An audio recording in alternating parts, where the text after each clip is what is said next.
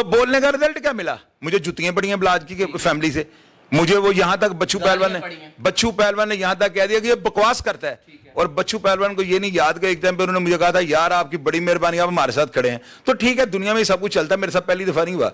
मैंने अगर जिंदगी के अंदर कोई बहुत बड़ी गलती की थी ना, तो मैंने ये की थी कि मैं बलाज के हक में बोला था। मुझे इतना बाउंड्री को क्रॉस पछतावा इस बात। और मैं आपके चैनल के तवज्जुह से कहने लगा हूं, अब जो रजब भट्ट के खिलाफ बोलेगा ना, वो चेक करके देख ले, शाहिद चौधरी आगे खड़ा होगा। अब इसको आप उसको हीरो समझ रहे हैं? मैं हीरो नहीं समझ रहा हूं, मैं प्रैक्टिकली तौर पर उसको हीरो करार दे रहा हूं।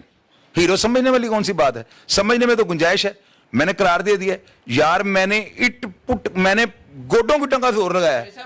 मेरी बात सुन ले, मैंने गिट्टों गोडों का जोर लगाया कि इसको बदनाम करूं, इसको गंदा करूं, रुसवा करूं। ये मुंह दिखाने के काबिल है, उसकी ऑडियंस उतनी और बढ़ गई। तो फिर ये अल्लाह ताला उसको इज्जत दे रहा है ना, इज्जो मंतशा व तो जिल्लो मंतशा। मैंने जिस बंदे को क्लियरेंस सर्टिफिकेट दे दिया, पुलिस उसको तंग नहीं करती।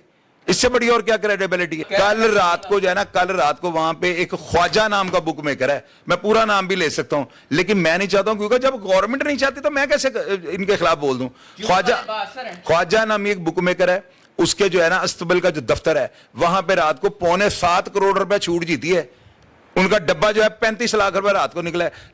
खुले आम वहां पे जुए हो रहे हैं। गोली लगनी साथ मुझे पे मरवाना। और मियां साहब ताड़ी एंजी लिखी तो मैं कितना ताड़ी टाल सकता? अगर उसके ऊपर इल्जाम ऐसे है ना कि उलमाए दीन समझते इसको फांसी देनी चाहिए, तो भाई दे दो।